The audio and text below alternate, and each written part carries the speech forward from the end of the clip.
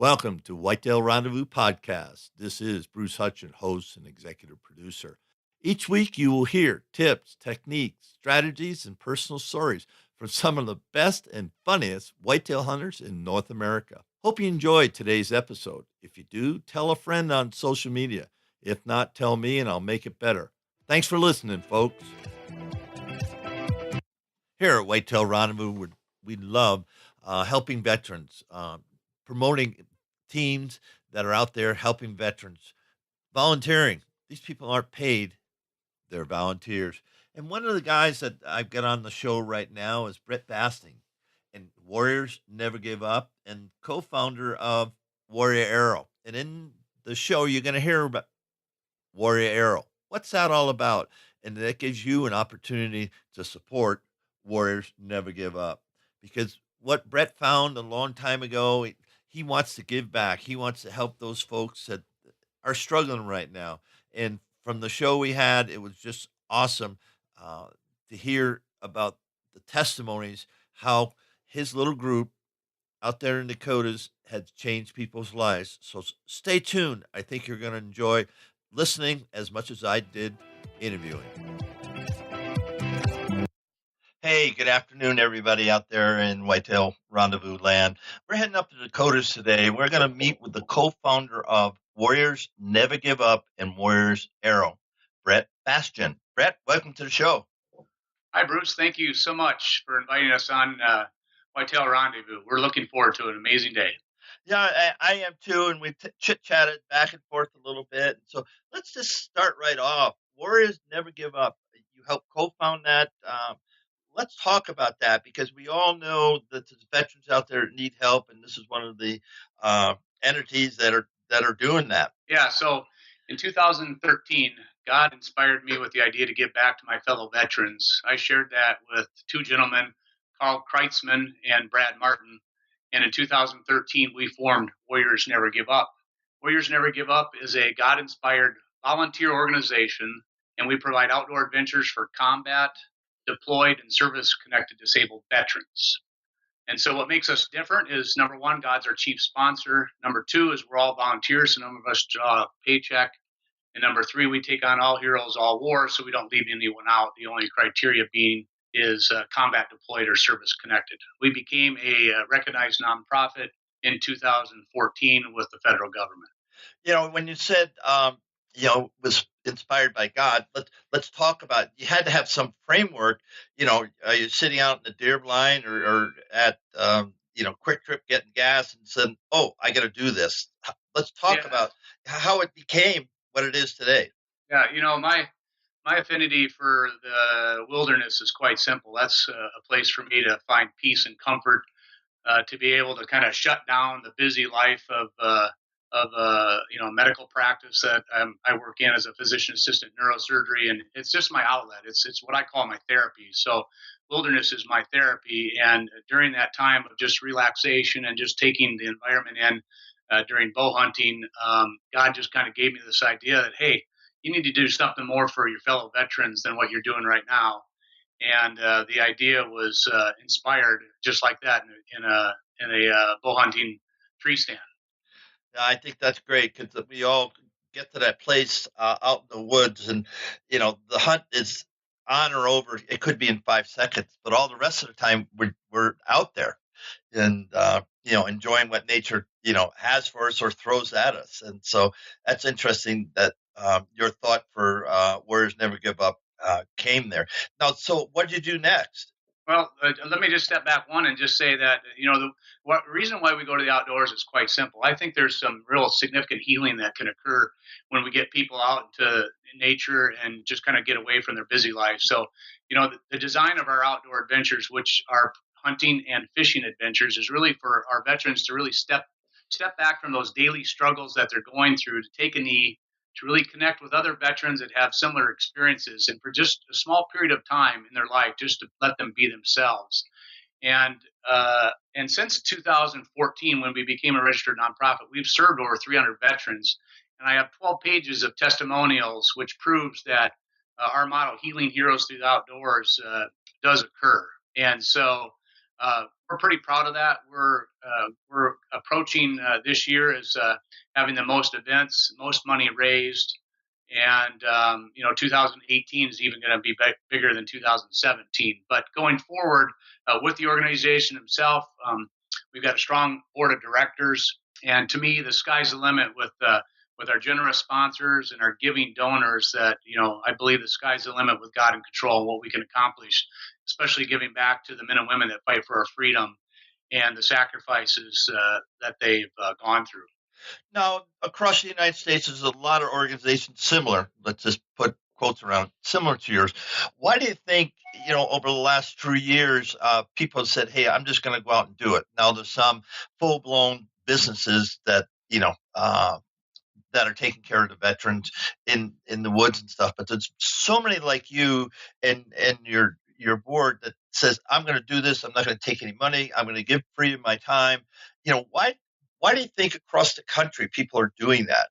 I think the United States as a whole is a country that is proud of how it was developed, and it's proud of its veterans. And I think finally, if we go back 50 years, one of the things that we do through our organization is when we host Vietnam veterans, we make sure that we welcome them home. I will physically line up the Vietnam veterans, and I will line up all the volunteers, and we will walk through a line, and we will shake their hand, and we will say, "Welcome home, sir," or "Welcome home, ma'am." And I think it's really important that we learn from our past, nearly 50 years ago, and the way our veterans were treated in Vietnam, and use that as a learning tool to give back and to inspire our communities, whether it's for veterans or other things that people are passionate about. But I think we've learned from our past, and I think people are really patriotic and they're passionate about trying to do something for someone, whether it's veterans or other organizations within their community. Yeah, well said. I can remember in the 60s, and when the people were coming back from serving, I was in the Coast Guard and never went to Vietnam and never left the United States. And, I did my thing and then went back to college. But so many of my buddies came back to college too, and we're all there. And it was very interesting sitting around the coffee table or playing euchre or, playing cards and just talking about stuff, how different everybody's framed it. And we were lucky because we went back to school. So it was interesting, to say the least, but it was still, we were in an environment, we were all together and we were supported, of each other. And so Yeah. it was an interesting time for me. As you were talking, I was just thinking back to my time. And so I didn't really get that pushback. Yeah, there was some protesters, there was some of this and some of that, but I never got the feeling, like you explained, some of those guys and ladies were never welcome back. They were disdained. I mean, it was ugly. Yeah, some of the stories that they tell about being spit on and called baby killers, and I can tell you that I have one of my friends is a Vietnam veteran. He was a combat medic in Vietnam, and they would literally take their uniform off before they got off the airplane when they arrived in the United States. And as as a veteran yourself, that's got to be a pretty low time in your life to take off the uniform that you were proud to wear to fight for your country because of what other people might say or do to you. And I know that affected a lot of people. And we had a pro-am fishing trip last year, and one of the Vietnam veterans got up and spoke on behalf of himself and the other Vietnam veterans, and basically broke down and basically said, within the last 50 years, this is the first time he's been thanked for his service. And that happened at that pro-am fishing trip when we walked through that line and shook his hand and welcomed him home. And what a relief that must feel for those veterans that harbor that anger, that harbor that resentment towards how they were treated. And that's what we're about. We just want to give back. We want to uplift someone's spirit and just provide them with some hope, healing, and rediscovery of their life. In the event that that may help change something like that. I know for a fact that changed his life because his wife gave me a testimonial about how it changed his life. And those are powerful things that really kind of help feed and fuel the fire for our desire and passion to give back. And it's quite pure because we don't make a dime off of it, which is really cool. And so, we're proud of things like volunteer, God inspired. On average, we give 94% or more back to support the mission for every dollar that we raise. So that means we have less than 6% administrative costs. And even more proud than that is we're a platinum level nonprofit through GuideStar, which is a rating. They rate nonprofits, and so those are things that we're proud of. And there's been a lot of abuse over the years with nonprofits and saying they're doing things and they spend frivolously and they don't do exactly what they say. And so we've had to be real patient on what we're trying to accomplish. And basically we've had to prove ourselves along the way. And we've been okay with that because it's all this kind of patient, purposeful timing. And fast forward now 4 years, I mean, most money raised, most participation, and over 300 veterans and their families have participated since we started. It's pretty cool. Yeah, it is. And let's just take a break right now. And I just want you, thousands of people listen to my show across North America. So just do your simple, welcome home and thank you to the Vietnam veterans specifically. Men and women that fight for our freedom nearly 50 years ago, I want to welcome you home. Welcome home, both you men and women from the Vietnam era. You are welcome. If you are a combat deployed or service-connected disabled veteran, we want you to participate in our outdoor adventures. We want you to feel welcome, and we're honored that you fought for our freedom a long time ago. Now, how do I get in touch with you? You can go to our website at warriorsnevergiveup.org. There's actually 3 tracks. If you go to the bottom of the website, we have a promotional video. It's a really cool promotional video that kind of outlines what we do. And also in there, I believe, is that segment from the Vietnam veteran that explained how he was finally welcomed home. But on the bottom, there's 3 tabs. Donate. So if someone wants to donate money, they can donate there. If they want to volunteer for what we're doing, there's a volunteer online application. And for those applicants that want to participate in either a hunt or a walleye fishing trip, they need to get to and from the event, but we take care of everything else once they're there. They can fill out that online application as well. Now, who's qualified to apply for a hunt or a walleye fishing trip? So anyone that's been deployed, has been in combat, or has a service-connected disability can apply for our outdoor adventures. So, and that's any place in the country, is that correct? Exactly. As long as they can get to South Dakota, unless we're hosting an event somewhere else. We have hosted events in Kansas and Missouri, but as long as they can get to South Dakota, have a valid hunting or fishing license, we take care of everything else once they're there. We don't provide travel expenses, but we will make sure that they have an amazing time once they get to the event.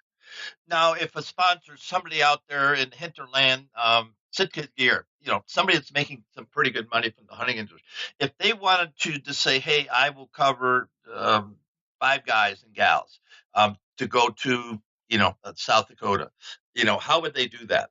They can go to our donate page and they can fill out the application for that. We actually have kind of a tiered system, platinum, gold, silver, and bronze level. And then within that tier, there's a specific things that we give them. For example, someone that is our platinum sponsor, that's a $10,000 or more sponsorship. They're going to get recognition during our Pro-Am fishing trip. They'll have their commercial air during the Pro-Am fishing trip, which airs next week on Midco Sports Network. They'll get their name recognition for the event itself. And then we have a whole other list of things that go along with each tier. So the best way to do that is either fill out that application or they can contact me directly at 605-310-8330. I'd be happy to email them some information and get them involved.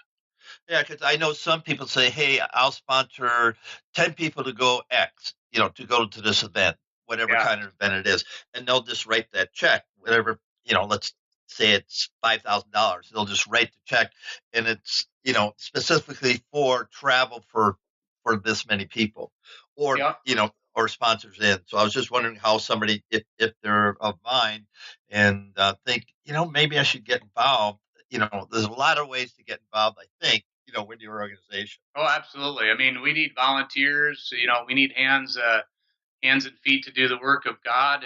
And I think at our Pro-Am fishing trip on June 18th of this year, I think there were probably 50 people that were involved in that event alone, let alone the people that were the main portions of that, which were our professional walleye fishermen. We had the family that hosted that event had 88 American flags lined up along a gravel road that came to their house. If you can imagine, Oh my 88 goodness.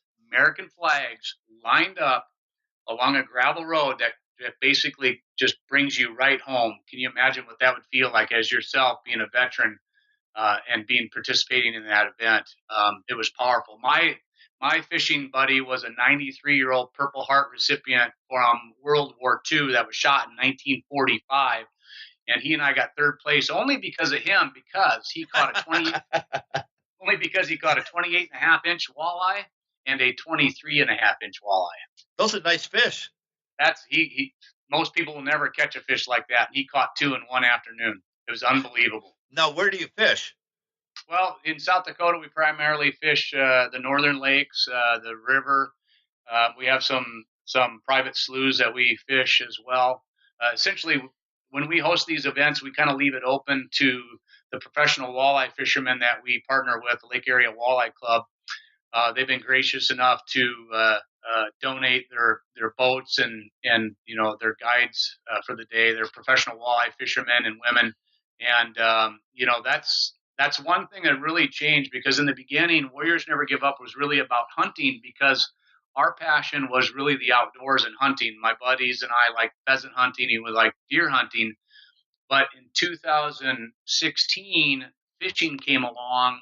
A couple of these guys from the Lake Area Walleye Club approached me, Dan Geiken and Mike Doris, through a connection with Dan's wife, who I used to work with, and they wanted to learn a little bit more about what we're doing. And they have become on fire with our mission and our passion, and they single-handedly have changed the outlook of our organization, because not only now do we provide fishing or hunting, but we also now provide fishing opportunities for those that probably shouldn't have a gun.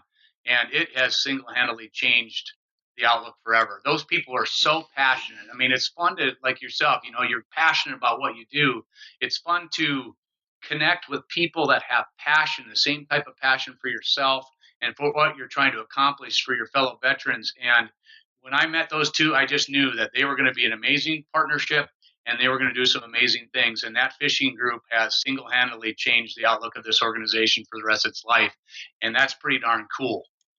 Well, yeah, and I'm just thinking, I've been fortunate to fish a lot, saltwater and freshwater. I'm just thinking, okay, so we're out there, we're fishing, we got somebody knows what they're doing, and there's two of us. What an opportunity to get in and just talk about stuff. And let's go back to our warm up. And I said, a deer hunt takes maybe 5 seconds. The buck comes in, you shoot the buck, the hunt's over. But it really isn't. That's just the period. That's just the exclamation point, because the time we spend in the tree stand is so much more meaningful, at least to me, and I know it is to you, Brett. Let's talk about that a little more. How you interact with the veterans, either on a hunt or in a fishing boat, because they are, and you can share things otherwise maybe won't get shared. So let's talk about that. Well, I can tell you firsthand an experience from last summer's Pro-Am fishing trip. The event was full. There was a gentleman that was on the list that didn't contact me, so I filled his spot. And a week before the event, he calls up and says, "Hey, I just need to know where to send my paperwork." And if you can imagine, I'm on vacation and I'm frantic because I've already, in the back of my mind, I'm saying, I filled your spot. But I felt God tugging my heart saying, "Brett, you got to find a spot for this guy. He needs to be here." And so I called Mike Doris from the Lake Area Walleye Club, and I said, "Mike, there's 5 days before the Pro-Am. I just want to let you know this guy needs to come. I don't know why. Can you make it happen?" And he says, "Brett, I'll take care of it." Now, who's going to find a professional walleye fisherman within 5 days? He did it. And interesting enough, the guy that had him in his boat came up to me after the event was over and said, "Brett, he needed to be here. There's things that he talked about with that other veteran and the things that I heard that he needed to be here." And I said, "You know what, Darren? God told me he needed to be here. I had no idea why." And Darren didn't know this. I didn't talk to him about that. He approached me after the event, and he said, "Brett, he needed to be here." So you're right. There are things that occur, whether it's after a walk when we do a pheasant hunt, or maybe it's back in the lodge when everyone's relaxing, or maybe it's when they connect with that other buddy of theirs that has had a similar experience. not everyone talks. Some of the things that they've gone through are very, very, very painful, and they don't really want to relive that. But those that do talk about it, there is some significant healing that goes on, and it gives me goosebumps and kind of makes tears in my eyes to even think about this gentleman from last year. Because if you don't go on your gut instincts on some of these things, you could really miss out on an opportunity to save one's life, or maybe to make a difference in one's life. And how cool is it to have someone come up to you afterwards and go, "He needed to be here," and then you go, "Yes, I knew that, I just didn't know why." Yeah. And, you know, I talk about to my grandkids all the time. God's our compass, and he'll put us in the right direction if we listen. If we don't listen, it's just like everything else. If you have kids and they don't listen to you, you go, all right, how's this going to work out? And sometimes Yeah. I think I don't think I know. God goes, you're going down that road, really? Yeah, yeah, I've done that. I've gone down a few roads I shouldn't have gone down. As I tell people, I bear a lot of scars of my past, and some of those are scars or reminders of things I don't want to do again. So you're right, and Yeah, but go ahead. that's the beauty of being out in the wilderness. I think that's where you take that compass, and you take all those other factors that cloud your thinking and the busyness of life, and all those things, and it makes you just be aware of God's voice and the opportunity, to uplift that spirit, to just say, you know what, you can do it. You have the gifts that it takes to do whatever it is in your life. I believe we all have that power. It's just a matter of whether we choose to listen to it or not, and then act upon it. Yeah, I just think, I can just right now shut my eyes. I'm on the Buffalo River, Buffalo County, and a creek comes in, Medina Creek, and I'm sitting there and I'm watching beavers, I'm watching ducks, I'm watching deer. There's actually turkeys on the ridge behind me, and I go, "Are you kidding me?" I'm going, "You can't make this stuff up." It Yeah, would I be, feel you just can't make that stuff up, and you're just sitting there, and the wind's blowing, the storm comes through, or whatever. It doesn't really matter, but you're participating in something as a yeah, you're participating, but also you're sitting there watching it all unfold, and it's to me it's miraculous. And I've been in the woods since I was 10 years old, so I've seen some really neat stuff. But I just think back to that one place, that tree stand, and everything that was going on. I go, holy fright, and God did it for me. I mean, he laid this whole thing out just for me today, and yeah. you put your arms around that or put your head around that, you go, are you on drugs? Are you smoking the Colorado wacky weed? What are you talking about? But Yeah. and listeners, I'm not on the Colorado wacky weed. Okay. But it's just, we're telling a story, and we're both part of that stories. And so you take that part, and then you take people that have really got some issues. And I had a friend here in Colorado. I would not take him to the range. I would not put a loaded gun in his hand. He'd ask me, once a month, well, let's go to the range. And I go, that I'm not going to do that. And you know the reason why. He goes, yeah, but I go, there's no yeah, but. I mean, and fortunately, he's moved and his life is good now. But it, you're sensitive to that, and people. That's reality. And Brett, I'm sure you got hundreds of stories like that where people just in such a dark place they just want to end it. Yep. Yeah. In fact, that brings up a real good point. I have 7 combat veterans that are participating in one of our pheasant hunts at the end of next month.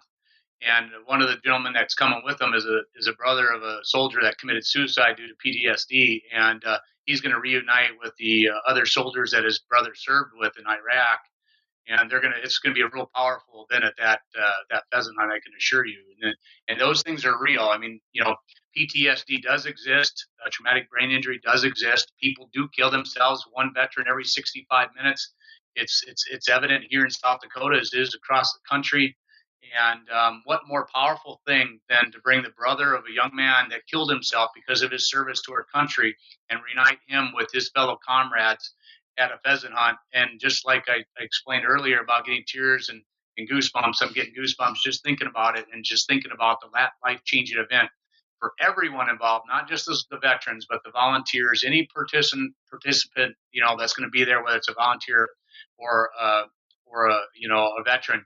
I think that is going to be pretty powerful. it probably should be on TV. Yeah, hopefully you film it those portions that you can, because um, listeners, this is what Brett does, and this is what a lot of other warriors in the woods. I'm just thinking of those guys out of Michigan that have a good friend that's involved with them. Kenny Maynard. There's a Yeah, beautiful great guy. story. I love that guy. The buddy Do you of know mine. Kenny? Oh yeah, okay. he's a good buddy of mine, and they're doing some great things out there. And actually, I'm hoping to get those three guys up to one of our events next year. Yeah, you do. And Kenny's shooting the bow with his teeth, Yep. because his left arm folk doesn't work. So go back, just type in Kenny Maynard, Whitetail Rendezvous, and you can hear a portion of his story. But that was 6-8 months ago, and it's like, holy fright! And it's like the situation with you, where this guy needs to be here, and his wife Courtney told him he needed to be on my show because he wouldn't talk to people. He literally would not talk to people. Yeah, in fact, he's so cool and so good that I think he got 4th overall this weekend in yes, one of he did. And I think 1st in his age group. So right, that's pretty powerful, shooting with your teeth. Yeah, he's shooting with his teeth. So go look up Kenny Maynard on YouTube, and he's out there. But I just think of him as one person that I've connected with, and it's just that little bit. You go, okay, we're going to take this away from Whitetail Rendezvous, and we're going to get into the heavy discussions, the meaningful. And Courtney, told him he had to be on my show, and he didn't. Yeah. He didn't. Well, he's the prime example of a true warrior. Not only did he serve his country bravely, but he's really stepped it up. And he has one of our arrows in his quiver. He's proud to be a Christian. He's proud to support the warrior arrow and what the meaning is.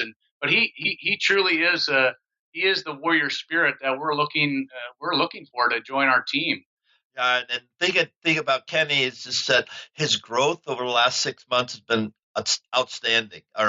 It's just been unbelievable. And I'd say all that little bit of a story about Kenny Maynard. And listeners, every single one of you know a Kenny Maynard, know that somebody's been beat up or they're broken mentally or physically. And you have the opportunity to just buy him a cup of coffee. Yep. That's all you have to do is just extend a hand, say, let's go get a cup of coffee, and just see where it goes. But don't jump in there unless you're going to follow up. That's the other thing. If you jump in that pool, you've got to follow up with the person. Isn't, oh, that was nice, I'll see you later. You got to walk alongside them. So it's a huge responsibility in my mind. What do you think about that, Brett? Yeah, well, it's much like what God does for us, right? He walks alongside us. He doesn't leave our side. He lets us make decisions we shouldn't probably make sometimes, but he's cheering for us along the way. And I think the same thing.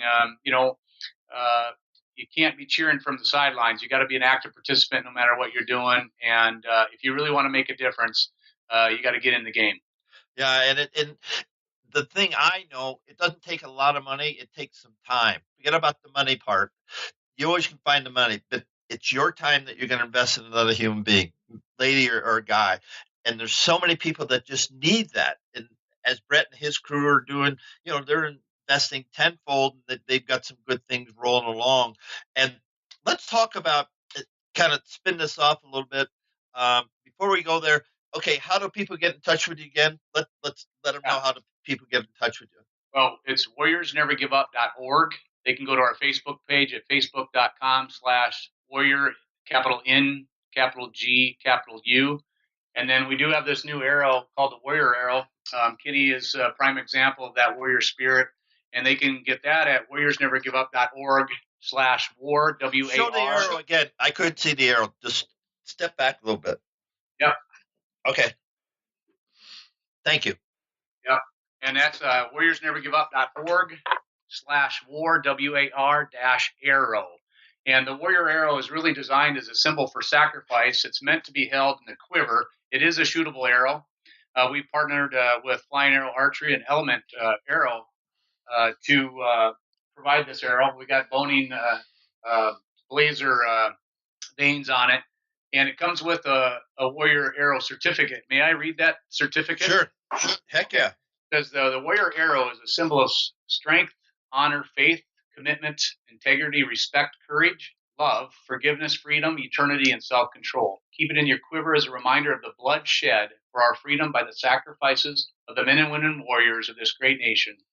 As the greatest warrior to ever live, Jesus Christ and his sacrifice on the cross for our salvation and eternity. It's time to uplift the warrior spirit in each of us and to start a revolution of change across the great nation.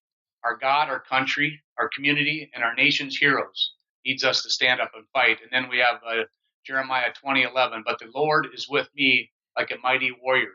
So my persecutors will stumble and not prevail. They will fail and be thoroughly disgraced. Their dishonor will never be forgotten. And then on each arrow, we have two versions. We have a pink version and a regular red, white, and blue version. We have two Bible verses on it. And, Kenny is a prime example of that warrior spirit. He carries this in his quiver, and he was proud to support the arrow. And what's really neat about the arrow itself is that it's a $25 donation to Warriors Never Give Up per arrow, and all proceeds go back to Warriors Never Give Up minus the cost of the arrow and the fletching and the wrap. We don't make a dime on it. So once again, just like Warriors Never Give Up is an all-volunteer organization, my buddy Dustin Spurlock from Hunts Inns Outdoors, he's a combat veteran. He served in Iraq in 2007, 2008. Again, he initially came up with the idea of the fundraiser arrow. I came up with the warrior arrow, and then we brought our ideas together to create the Warrior Arrow fundraiser. And, what a more powerful opportunity to share the story of Jesus Christ simply by the arrow itself, but also to remember the sacrifice, because, there's been 1.2 million soldiers that have been killed over the years to fight for our freedom. And, if you put that in perspective, there's only 1% of our population's ever served our country. There's currently 22 million veterans across the United States. And here in South Dakota, there's 76,000. What more importantly could we do than all of us grab an arrow, put it in our quiver, remember as a sacrifice, not only for the men and women that fight for freedom, but the ultimate warrior, Jesus Christ. I mean, this thing, I hope goes viral. I hope we can get a million arrows and a million quivers. What a more powerful statement we could make, and also raise money at the same time. I can't be more proud of Dustin and myself, and what we're trying to accomplish with this arrow. And it's been cool. It's kind of become a little ministry that I hope around, someday to go around the country and talk about what it means to uplift the warrior spirit. And let's see if we can uplift men and women warriors across this great nation. And instead of fighting, maybe we can all come together and love each other and respect each other. I like to see that. There's too much. You shouldn't watch the TV. Shouldn't watch the news at all, because it's just warped. For sure. But thank you so much for sharing that. Let's change it up a little bit. Let's talk about hunting. Let's talk about whitetail hunting in the Dakotas. I noticed some boomer bucks. I've had some great guests there. I just had Nip and Kelsey out of Fargo, North Dakota, Dults.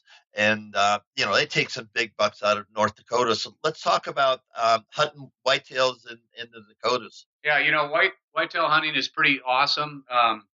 Getting back to John Stallone from Days in the Wild, I won a contest with him. It was a goose deer hunting contest. I just had to get to Arizona, and he would take me out for 5 days. And man, I learned some things I was doing wrong this whole time, and no wonder, because I haven't really bagged a big buck yet. I've taken a couple small bucks and a couple does, but I've been doing a lot of things wrong over the years. I'm 49 this year, and thank God I won that contest, and John had me come out, and wow, that guy is a machine. You want to talk about a hunting machine. That guy lives, breathes, eats, he is a hunter. And so I learned so much from him. But yeah, hunting in the Dakotas, I like to bow hunt. My passion's bow hunting.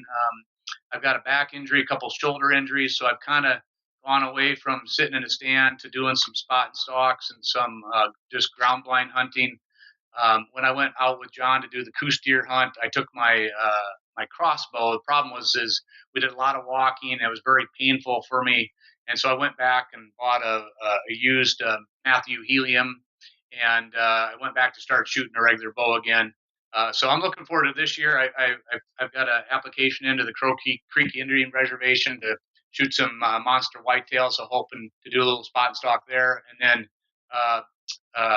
In November, I'm taking my son to New Mexico with New Mexico Arrowhead Outfitters, and we're going to do a mule deer hunt with a rifle. He's never been able to hunt before since we don't own our own land, and so he's a senior this year. So I decided to treat him to mule deer hunt in New Mexico. And then I hope to do I have some private land just north of where I live here, and so hoping to do a little whitetail hunting there as well. Now, okay, I know John, and John is a hunting fool. In fact, he just where the heck was he? I think he was in Idaho. He got a bull. He's got like 4 or 5 tags. So, he's going to be hunting all fall. So, folks, John does hunt. Check out his show on Whitetail Rendezvous. Just put him in, and I was on his podcast also. So, having said that, what did he teach you? What are some of the nuggets that you can share? That hey, I was messing up and I didn't know I was messing up. So, I think, yeah. what are some of the tips that he gave you? Well, first and foremost, you have to have patience. You can't rush things, and I think that's one of the things that I learned from him is you need to get up early, you need to get where you're at, and you need to be patient. Shouldn't be rushing things. I think the second thing is that he is a glassing machine, and he can see things that I never thought existed.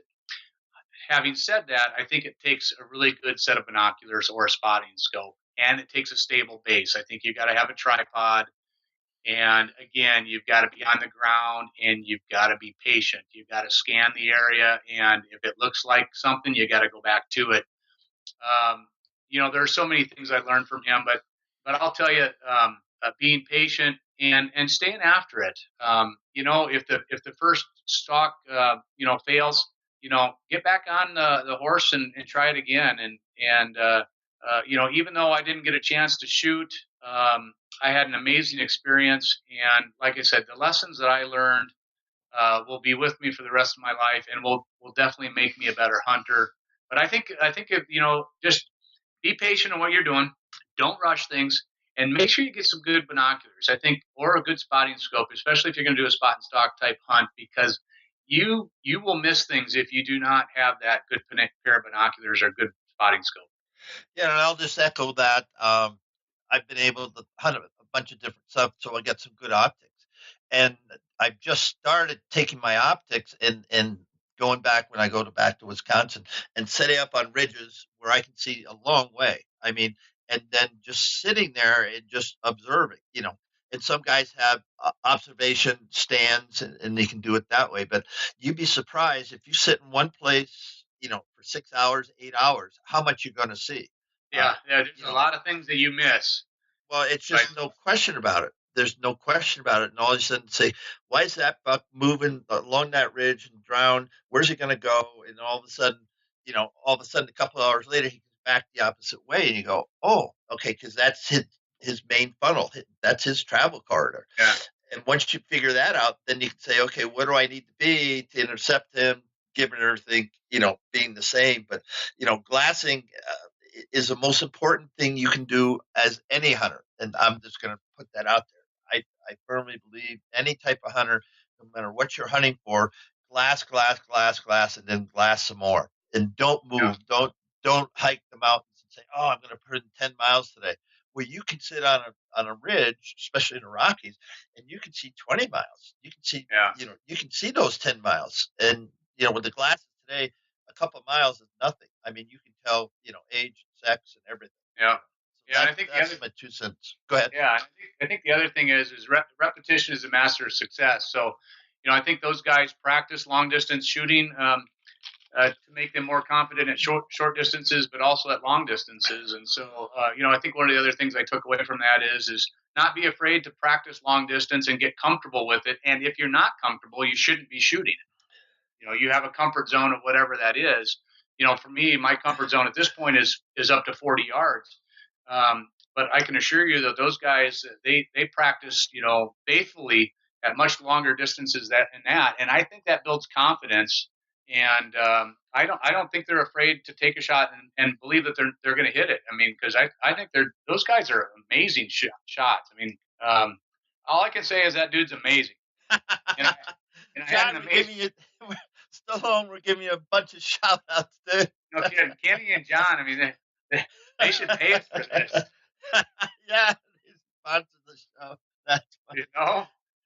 So anyway, you mentioned you're going to an Indian reservation. You get a permit there, or do you have to get on the Indian land? Crow Creek Indian Reservation is over by Fort Thompson in South Dakota here. You do have to have a tag. I've applied for that. I'm just waiting to hear back for that. And then I'll hire a Native American guide who happens to be a combat veteran that I've met. And this guy, again, kind of the same story. He went to the School of Mines here in South Dakota. Ended up becoming a veteran. He was a helicopter mechanic. He became homeless, and now he's back on the reservation doing some real powerful things. And so I was able to meet him through Warriors Never Give Up, and we've become friends. And I'm going to hire him to take me out if I draw that tag. And again, it's going to be one of those learning experiences. I mean, how many opportunities do you get to take? Where you in your life you get to meet someone that you're like, wow, that was really cool, no matter who it is. And along the way with Warriors Never Give Up, and certainly just in my life in medicine and in my life in hunting, I've met some really really awesome people, and I'm actually looking for that. I hope I get that tag because I mean the things that I'm going to learn from someone that went to the School of Mines, which is this prestigious college in South Dakota, and then was in the military, got deployed, and then became homeless, and now is back up on his feet, and he's talking about God and how God's been a part of his recovery. Um, I hope I get that tag. I mean, that's going to mean the world to me to be able to have that opportunity to just share that relationship.